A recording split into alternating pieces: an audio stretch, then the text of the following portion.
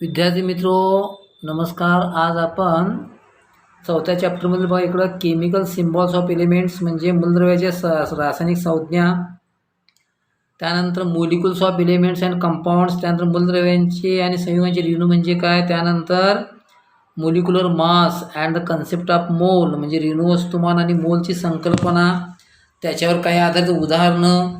त्यानंतर पुढं आपल्याला ॲव्हॅगॅड्रो अंक किंवा ॲव्हॅगॅड्रो नंबर म्हणजे काय बघायचं आहे, आणि त्यानंतर व्हॅलन्सी म्हणजे संयोजन म्हणजे काय बघायचं आहे. तत्पूर्वी सुरुवातीला आपण या ठिकाणी बघा इकडं केमिकल सिम्बॉल्स ऑफ एलिमेंट्स म्हणजे मूलद्रव्यांच्या मूलद्रव्यांच्या रासायनिक संज्ञा म्हणजे काय बघायचं आहे. थोडंफार आपण या ठिकाणी मागची जरा उजळणी करूया. बघा इकडं how is an element indicated in chemistry, रसायनशास्त्रामध्ये आपण मूलद्रव्य कसे दर्शवतो, तर in chemistry elements indicated by its symbol or a different signs. Then write down the symbols of the element you know. आता सिम्बॉल्स म्हणजे आपण अल्फाबेट्स बघतो. बघा इकडं आपण आठवण शिकतोय. आपला माहीत असलेले बघा इकडं हायड्रोजन आहे एच, सोडियमचं काय घेतलं आपण Na, nitrogen N, oxygen O, कॉपरचं काय येणार बघा इकडं Cu. त्यानंतर दुसरं सांगताना आपल्याला बघा इकडं की आयर्नचं काय होणार Fe. म्हणजे ह्या ज्या संज्ञा ज्या आपण नेहमीच्या व्यवहारामध्ये आपण ज्या वेळोवेळी वापरतो संज्ञा आपल्याला सांगता येणं आवश्यक आहे. आपण या संज्ञा आठवीपासून बघतो. त्यानंतर पोटॅशियमची के येईल. या ठिकाणी संज्ञा आठवीचं पुस्तक जर आपण चाळलं तर आपल्याला बऱ्याच अंशी काय करता येईल, ह्या संज्ञा सांगता येतील. आता आपल्याला बघा इकडं write down the symbols for the following elements. आता याच्यामध्ये मगाशी आपण ज्या संज्ञा बघितल्या बहुत अंशी काही आपण एक अक्षरी बघितलेत, थोड्याशा वेगळ्या संज्ञा आपण इथं बघायच्या. बघा इकडं अँटीमनी याची संज्ञा म्हणजे सिम्बॉल आहे SB. यातलं पहिलं अक्षर जे आहे ते S कॅपिटल, B कसं आहे स्मॉल आहे. आयर्न कुठला आहे बघा Fe, F capital, E small. Gold काय येईल AU. सिल्वरचं काय होईल AG. मर्क्युरी काय होईल HG, H capital, G small. Lead जरा सिस म्हणतो आपण PB कॅपिटल, B स्मॉल. आणि सोडियमचं काय होणार Na. म्हणजे या ठिकाणी जर आपण बघितलं तर पहिला अक्षर आहे कसं आहे कॅपिटल आहे आणि दुसरा अक्षर कसं आहे स्मॉल आहे. आता Dalton used certain signs represent elements. For example जर आपण हायड्रोजन घेतलं तर त्यांनी काय केलं बा इकडं विविध प्रकारचे चिन्ह वापरले त्या ठिकाणी. म्हणजे या ठिकाणी गोल काढले, गोल काढून त्यामध्ये काय टिम दिलेलं आहे, सर्कल काढलेलं आहे. जर कॉपरचं त्यांनी काय केलं बा इकडं सर्कल करून त्यामध्ये काय केलं त्यांनी सीध वापरलेलं आहे. Today we use the symbol written by IUPAC. तर IUPAC म्हणजे काय, तर international union of pure and applied chemistry. त्याचा लॉंग फॉर्म काय लक्षात ठेवा इकडं international union of pure and applied chemistry. These are official names and symbols and are used all over the world. आपण जे आता सिम्बॉल जे वापरतो ते सिम्बॉल सगळे वर्ल्ड वाईज कसे असतात ते एकच म्हणजे वर्ल्ड वाईज वापरले जातात. आता या ठिकाणी द करंट मेथड म्हणजे आपण जे सिम्बॉल जे वापरतो आता सध्याची आपण जी पद्धत जी आहे सिम्बॉल वापरण्याची, the current method of choosing chemical symbol is based on the method invented by Berzelius. म्हणजे बर्झेलियसने शोधून काढलेली जी मेथड जी आहे त्या म्हणजे बर्झेलियसने शोधून काढलेली जी मेथड जी आहे त्याच्यामध्ये काय ते सिम्बॉल्स म्हणजे आता सध्या आपण जी पद्धती वापरतो ती बर्झेलियस यांची पद्धती वापरतो. According to this method, the symbol of an element is either the first letter or the first and second. Another specific letter is its name. For example, copper घेतलं तर काय होणार बघा Cu. तर काय होणार पहिला अक्षर कॅपिटल C, दुसरं अक्षर काय असणार स्मॉल यू म्हणजे Cu झालं. त्यानंतर ऑफ द म्हणजे दोन जर अक्षर पहिलं अक्षर काय नेहमी वापरायचं कॅपिटल आणि दुसरं काय वापरायचं स्मॉल. हे लक्षात ठेवा. आता आपला बघा पुढे इकडं molecules of element and compounds संबंधी आपल्याला माहिती घ्यायची आहे. आता molecules of elements and compounds बघत असेल बघा atoms of some elements such as helium, neon have independent existence. म्हणजे या ठिकाणी हे जे निष्क्रिय मूलद्रव्य जे आहेत helium, neon, argon, krypton, xenon ह्या मूलद्रव्यांच्या अणूंना कसं असतं, स्वतंत्र अस्तित्व असतं. म्हणजे त्यांचा रेणू हा एक अणूने बनतो. म्हणजे निऑन, हिलियम हे कसे बघा एक अणू रेणू अवस्थेत म्हणजे मोनो ॲटॉमिक मोलिक्युलर स्टेट म्हणजे एक अणू रेणुपत्तीचे असतात ते. हिलियमचे संज्ञा म्हणजे हिलियमचा मोलिक्युलर फॉर्म्युला आपण He आणि ॲटॉमिक फॉर्म्युला काय होणार H's म्हणजे एक अणू म्हणजेच त्याचा काय असणार तो रेणू असणार आहे. Sometimes 2 or more atoms of an elements combine to form molecules of that element. Such elements are in a polyatomic molecular state. आता कसं होतं बघा इकडं मूलद्रव्यांच्या 2 किंवा अधिक अणूंच्या संयोगातून काय होतं बघा मूलद्रव्याचा रेणू तयार होतो. अशी मूलद्रव्ये बहुअणू रेणू अवस्थे म्हणजे पॉली मोलिक्युलर म्हणतो आपण, बहुअणू रेणू अवस्थेमध्ये असतात.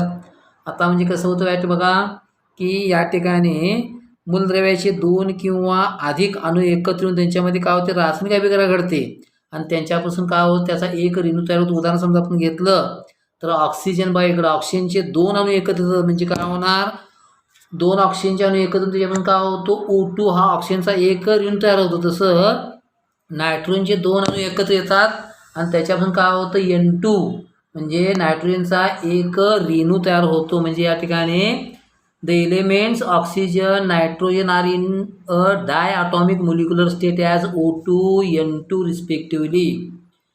When atoms of different elements combine with each other, the molecule of compounds are formed. म्हणजे बघा लक्षात मला सांगितलं की इकडं की या ठिकाणी जेव्हा वेगवेगळ्या मूलद्रव्यांचे अणू एकमेकाशी संयोग पावतात आणि संयोग पावल्यानंतर काय होतं संयुगांचे काय तयार होतं रेणू तयार होतात. म्हणजे या ठिकाणी 2 किंवा 2 पेक्षा अधिक अणू एकत्र आले त्याच्यातून काय तयार होतो रेणू तयार होतो. The molecules of compounds are formed. आता इन अदर वर्ड जर आपण म्हटलं compounds are formed by chemical attraction between different elements म्हणजे मूलद्रव्यांचे जे अणू ॲटम जे असतात त्यांच्यामध्ये असणारे जे काय रासायनिक आकर्षण जे असतं केमिकल अट्रॅक्शन जे म्हणतो केमिकल अट्रॅक्शनमुळं काय होतं ते 2 अणू एकमेकाशी एकत्र येतात त्यांच्यापासून काय होतो मोलिक्युल म्हणजे रेणू तयार होतो. आता आपला पुढं मोलिक्युलर मास त्याला आपण रेणू वस्तुमान म्हणजे काय म्हणतो मोलिक्युल याचा अर्थ रेणू मास म्हणजे वस्तुमान. रेणू वस्तुमान म्हणजे काय आपला बघायचं आहे आणि त्यानंतर मोल हा कन्सेप्ट आपला बघायचा आहे. आता मोलिक्युलर मास म्हणजे नेमकं काय the molecular mass of a substance is the sum म्हणजे बेरीज of the atomic masses of all the atoms in a single molecule of that substance. आता म्हणजे काय होईल बा इकडं एखाद्या पदार्थाचं रेणू वस्तुमान म्हणजे काय नेमकं तर त्याच्या एका रेणूमध्ये असणाऱ्या सर्व अणूंच्या वस्तुमानांची बेरीज. आता H2O घेतलं तर हायड्रोजनचे 2 अणू ऑक्सिजनचा एक अणू म्हणजे हायड्रोजन 2 अणूचं वस्तुमान अधिक ऑक्सिजनच्या एका अणूचं वस्तुमान मिळून जे वस्तुमान जे तयार होतं त्याला आपण म्हणतो पाण्याच्या एका रेणूचं वस्तुमान. आपण एक उदाहरणच खाली घेऊया तुमच्या पान नंबर 50 वरती दिलेला आहे. त्या ठिकाणी दिले बा इकडं मोलिक्युल दिलेला आहे H2O. त्याच्यामध्ये कोणकोणते घटक आहेत बा इकडं हायड्रोजन आणि काय आहेत ऑक्सिजन आहेत. आता या ठिकाणी हायड्रोजनचे ॲटम किती आहेत तिथं 2 आहेत. म्हणजे या ठिकाणी हायड्रोजनचं जे काय एका अणूचं वस्तुमान जे आहे ते किती पुढे घ्यायला पाहिजे 2 वेळा घ्यायला पाहिजे आणि ऑक्सिजनचा एकच अणू या ठिकाणी आहे. या ॲटॉमिक मास आपण डाल्टनमध्ये मोजतो लक्षात ठेवा इकडं. म्हणजे atomic mass molecular mass is also express in unit dalton. डाल्टनला काय करतो आपण यू स्मॉल अक्षर वापरतो आणि लिहिताना शब्द डाल्टन डी कॅपिटल घ्यायचं डाल्टन. आता आपण H2Oचं काय करायचं आहे मोलिक्युलर मास बघायला लावलं इथं ॲटॉमिक मास डाल्टन बघा इकडं हायड्रोजन किती आहे इथं 1 आहे आणि ऑक्सिजनचं किती आहे 16 आहे. म्हणजे एका हायड्रोजनच्या अणूचं वस्तुमान किती आहे 1 डाल्टन आहे आणि ऑक्सिजनच्या एका अणुचं अणुवस्तुमान किती आहे बघा इकडं 16 डाल्टन आहे. मी इथं अणुवस्तुमान म्हणते लक्षात घ्या कारण का एक हायड्रोजनचं अणुवस्तुमान 1 डाल्टन एका ऑक्सिजनच्या अणूचं अणुवस्तुमान 16 डाल्टन. या ठिकाणी हायड्रोजनची किती आली तर 2 आले म्हणजे 2 गुणिले 1 बे की बे होणार. तसं ऑक्सिजनचा किती आहे बघ बघा इकडं ऑक्सिजनचा पद किती आहे 1च आहे म्हणजे 1 गुणिले 16 म्हणजे 16 दोघांनी जर बेरीज केली तर काय होतं बघा 16 आणि 2 किती होते 18 म्हणजे molecular mass of one molecule of water is 18 dalton. म्हणजे या ठिकाणी आपण molecular mass equal to sum of constituent atomic masses, म्हणजे molecular mass of H2 equal to 1 into atomic mass of hydrogen into 2 म्हणजे H2O. म्हणजे या ठिकाणी molecular मास कोणाचा आहे बघा, इकडं मोलिक्युलर मास ऑफ H2 काढताना काय करणार, 2 into atomic mass of hydrogen plus 1 into atomic mass of oxygen. पुन्हा बघा इकडं molecular mass of H2O, H2O हायड्रोजनचे किती आहेत, 2 ॲटम आहेत, म्हणजे 2 into atomic mass of hydrogen plus 1 into atomic mass of oxygen, म्हणजे 2 into 1 equal to 2 plus 16 into 1 equal to 16. 16 आणि 2 किती होते, 18 होते, म्हणजे 18 Dalton is the atomic mass of water. Now there are a number of examples on page number 51. Here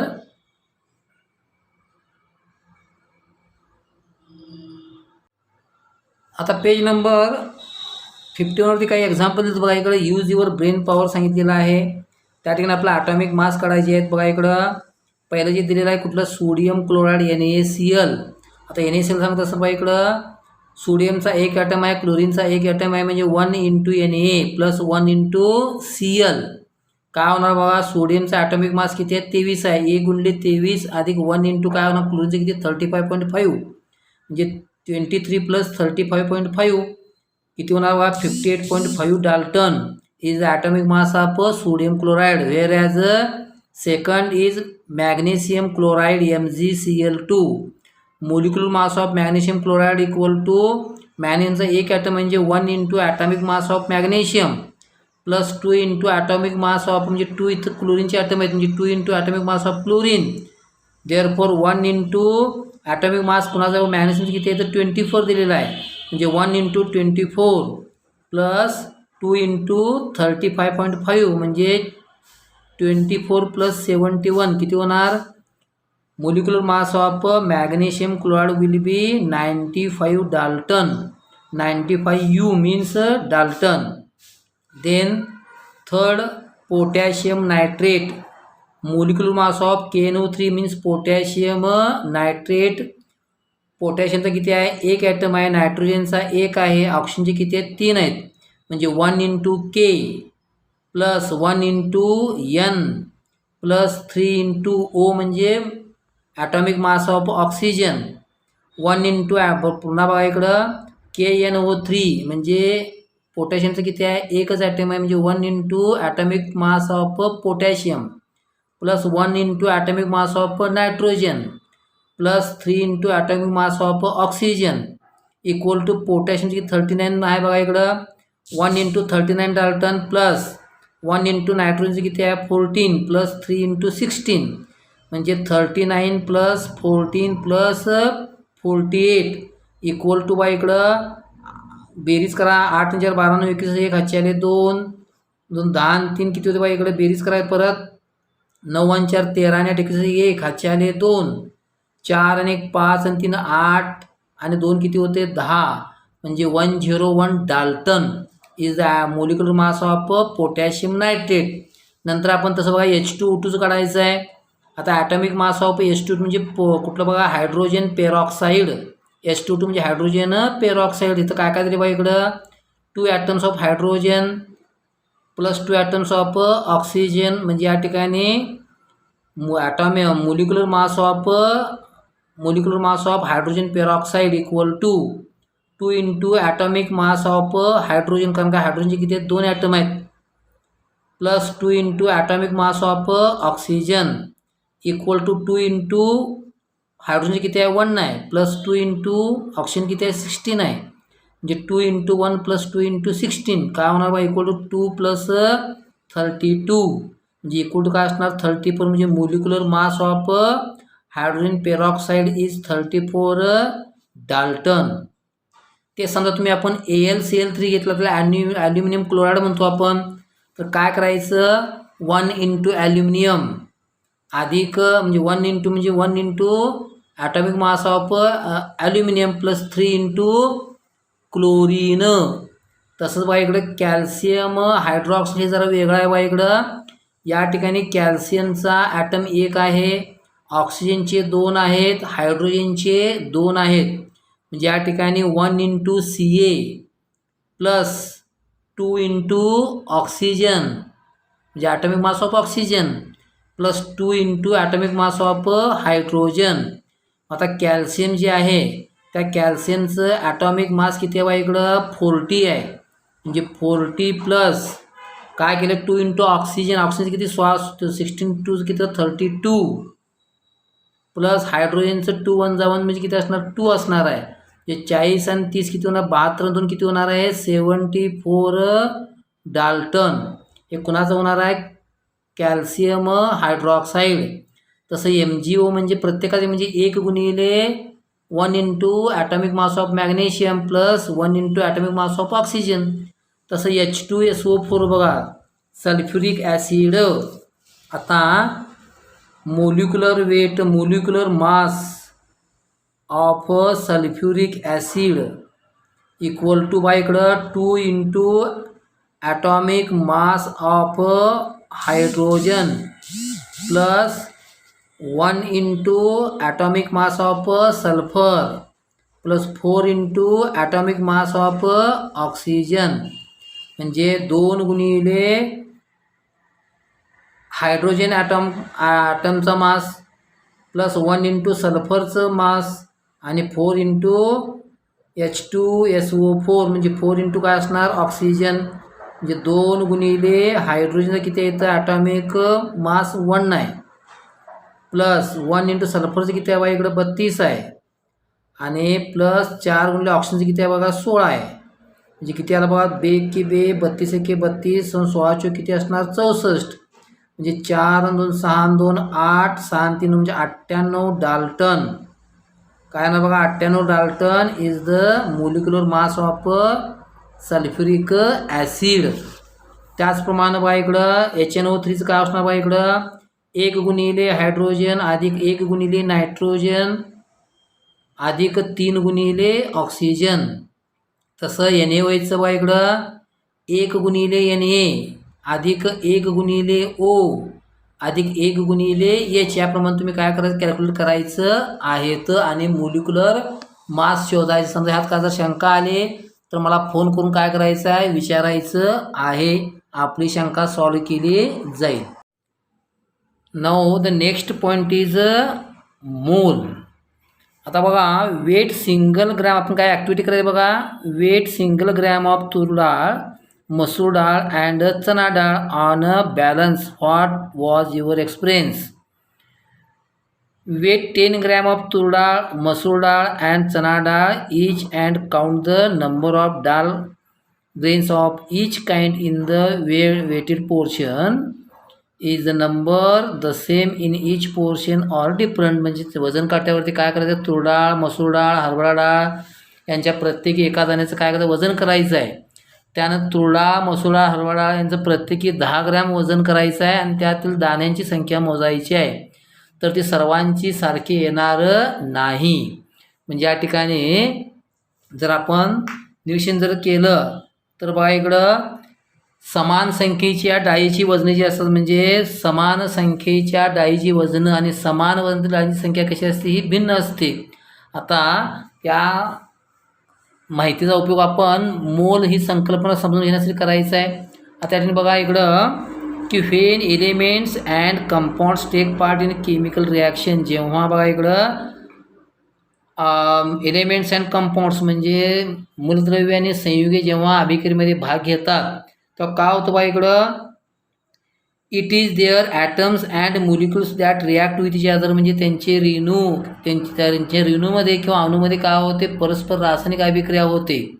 त्यामुळे काय होतं बा इकडं and therefore it is necessary to know that the number of their atoms and molecules. म्हणून त्या काय होतं या ठिकाणी दोन्हींच्यामध्ये अणू आणि रेणूमध्ये अभिक्रिया होत असल्याकारणे त्यांच्या अणू आणि रेणूची संख्या माहीत असणं आवश्यक आहे.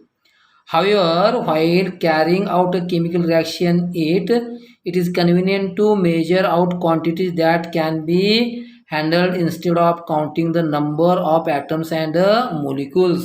म्हणजे या ठिकाणी रासायनिक अभिक्रिया करत असताना अणुरेणू मोजण्यापेक्षा किंवा अणुरेणू मोजण्यापेक्षा हाताळतील अशा राशी आपण मोजून घेणं आवश्यक आहे, ते सोयीचं होतं.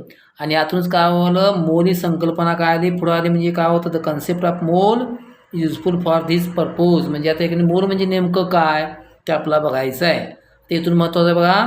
अ mole is that quantity of substance whose mass in grams is equal in magnitude of the molecular mass of that substance in dalton. म्हणजे मोल म्हणजे नेमकं काय, तर मोल ही पदाची अशी राशी आहे की जिचं ग्रॅममधील वस्तुमान, म्हणजे वस्तुमान कशामध्ये घ्यायचं आपल्याला, ग्रॅममध्ये. जिचं ग्रॅममधील वस्तुमान त्या पदार्थाच्या रेणू वस्तुमानाच्या डाल्टनमध्ये मूल्य एवढं असतं.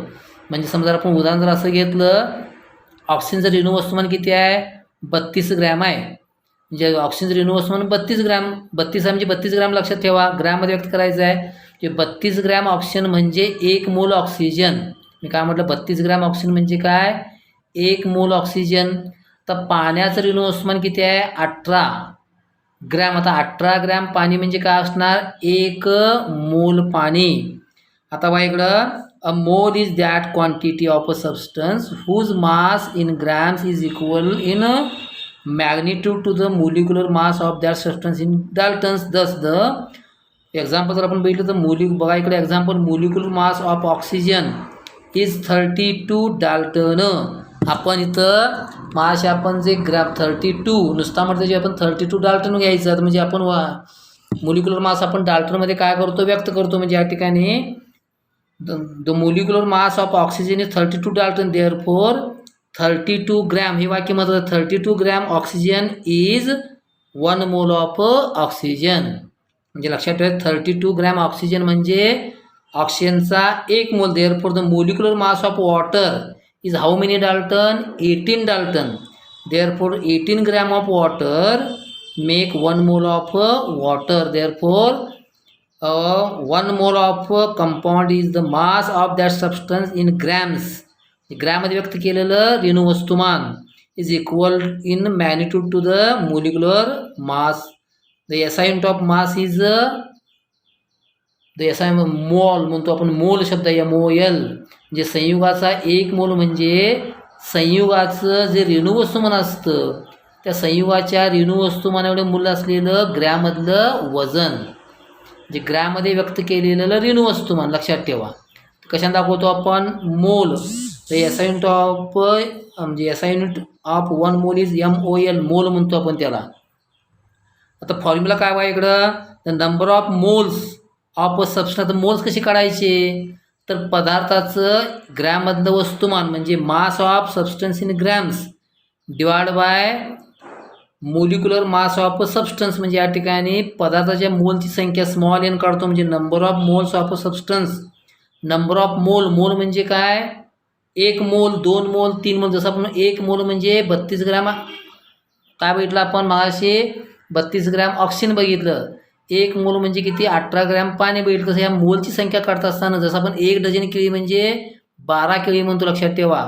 तसं या ठिकाणी number of moles of a substance small N equal to formula कसा बघा इकडं, mass of a substance in grams divide by molecular mass of substance. म्हणजे पदार्थाच्या मोलची संख्या काढत असताना आपण पदार्थाचं ग्रॅममध्ये दिलेलं जे वस्तुमान जे असते त्याला काय करायचं, त्याच्या रेणू वस्तुमानानं काय करायचं आहे, भागायचं आहे. आता पुढचा मुद्दा बघा इकडं आपल्याला ॲव्हॉगॅड्रो नंबर. आता ॲव्हॉगॅड्रो हे शास्त्रज्ञांचं नाव आहे. आता आपण जर थोडासा विचार करूया बघा इकडं, आपण बाजारात सांगितलं 1 डझन केळ्यांना म्हटलं की आपल्याला 1 डझन म्हटलं की त्यामध्ये 12 केळीचं नक्षर, म्हणजे एका डझनामध्ये 12 केळी असतात.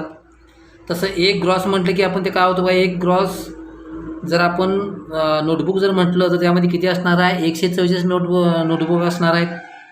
समजा जर आपण असं घेतलं की या ठिकाणी 144 वया म्हणजे 1 ग्रोथ झालं, 1 डझन केळी म्हणजे या ठिकाणी आपण बघा 12 केळी म्हणजे या ठिकाणी 12 केळीसाठी 1 डझन. 144साठी काय म्हटलं आपण, 1 ग्रोस असे जे नावं दिली म्हणजे 1 ग्रोस वही म्हटलं की 144 वया आल्या. 1 डझन केळी म्हणजे 12 केळी आली, तसं एका मोलमध्ये किती रेणू असतील हे सांगण्यासाठी आपण अवॅगॅड्रो अंक वापरायचा आहे. The number of molecules in 1 mole of any substance is constant, म्हणजे ती संख्या कशी असते, स्थिर असते. म्हणजे एका मोलमध्ये असणाऱ्या रेणूंची संख्या कशी असते, ती समान असते. तर Italian scientist Avogadro did pioneering work in this context, therefore this number is called Avogadro's number and is denoted by capital N. आणि त्याच्याकडे काय लिहायचं, A means Avogadro. आता बघा इकडं कोणत्याही पदार्थाचा 1 मोल राशीमध्ये असणाऱ्या रेणूंची संख्या कशी असते, निश्चित असते. तर इटालियन शास्त्रज्ञ कोण बघा इकडं, अवॅगॅड्रो यांनी काय केलं, या संदर्भात खूप मौलिक संशोधन केलेलं आहे. म्हणून याला काय म्हटलं बा इकडं, ह्या अंकाला आपण अवॅगॅड्रो अंक म्हणजे एका मोलमध्ये असणाऱ्या रेणूंच्या संख्येला आपण काय म्हणतो, अवॅगॅड्रो अंक म्हणतो. दाखवतो कसं दाखवतो आपण, कॅपिटल एन त्याचं पायाजोगी दाखवायचं ए, ज्याच्यावरनं अवॅगॅड्रो अंक लक्षात येतं. आता अवॅगॅड्रो अंकांचं मूल्य जे आहे ते किती आहे बा इकडं, त्याची किंमत जी आहे ती किती आहे, 6.022. म्हणजे अवॅगॅड्रो नंबर इज 6.022 इंटू 10⁻23 म्हणजे 6.022 गुणले 10⁻23 इतका त्याची किंमत आहे. म्हणजे एका कुठल्याही पदार्थाच्या एका मोलमध्ये असणाऱ्या रेणूंची संख्या जी आहे ती किती असणार आहे, 6.022 गुणले 10⁻23. आता कोणत्याही पदार्थाचा 1 मोल म्हणजे किती लक्षात आलं आपण, 6.022 इंटू 10⁻23 रेणू किंवा मोलिक्यूल. आता बघा इकडं, a mole of any substance stands for 6.022 into 10⁻23 molecule, just as 1 dozen has 12 atoms. 1 century means 100 substances, or 1 gross means 144. Therefore 1 mole means 6.022 into 10⁻23. For example जर आपण बघितलं तर अ मोल ऑफ वॉटर, तर 1 मोल ऑफ वॉटर म्हणजे किती, 18 gram. व मोल of water that is 18 gram of water contains how many molecules, 6.023 into 6.022 into 10⁻23 molecules of water.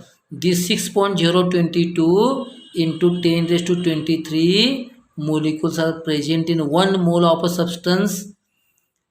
नाव आपल्याला एक एक्झाम्पल सोडून बघायचं, त्या ठिकाणी दाखवलेलं आहे. आता how many molecules are there in 66 grams of CO2, म्हणजे कार्बन डायऑक्साईडचे 66 ग्रॅम. आपण काय 66 ग्रॅम कार्बन डायऑक्साईड घेतलं, त्याच्यामध्ये काय विचारलं आहे, किती मोलिक्युल्स असं विचारलं आहे. आता लक्षात ठेवायचं, या ठिकाणी 66 ग्रॅम 66 ग्रॅम जे CO2 दिले ते पहिल्यांदा मोलची संख्या काढून घ्यायची, नंबर ऑफ मोल्स काढून घ्यायची. तर नंबर ऑफ मोल्स कशी काढणार बघा इकडं, तर number of moles in the given CO2 equal small N equal to, formula कुठला वापरला आपण, mass of CO2 in grams divide by molecular mass of CO2. आता मोलिक्युलर मास ऑफ CO2 म्हणजे त्याचं काय असणार, 1 मोलचं ग्रॅम असणार आहे. म्हणजे मास ऑफ CO2 किती आहे, 66 divide by molecular mass of CO2 किती आहे, 44. म्हणजे या ठिकाणी CO2चं रेणू वस्तुमान म्हणजे मोलिक्युलर वेट म्हणजे 1 मोल लक्षात ठेवा. त्याच्यावरून आपलं काय, 1 मोल म्हणजे किती, 44 ग्रॅम. तर 66 ग्रॅम म्हणजे किती मोल आपल्याला काढायचं आहे. म्हणजे या ठिकाणी देअरफोर आपण जर कॅल्क्युलेशन जर केलं तर मोलची संख्या, नंबर ऑफ मोल्स किती येतात, 1.5. म्हणजे स्मॉल एन इक्वल 1.5 मोल. Therefore 1 mole of CO2 contains how many, जर 1 मोल जर घेतला तर किती, 6.022 इंटू 10⁻23 मोलिक्युल.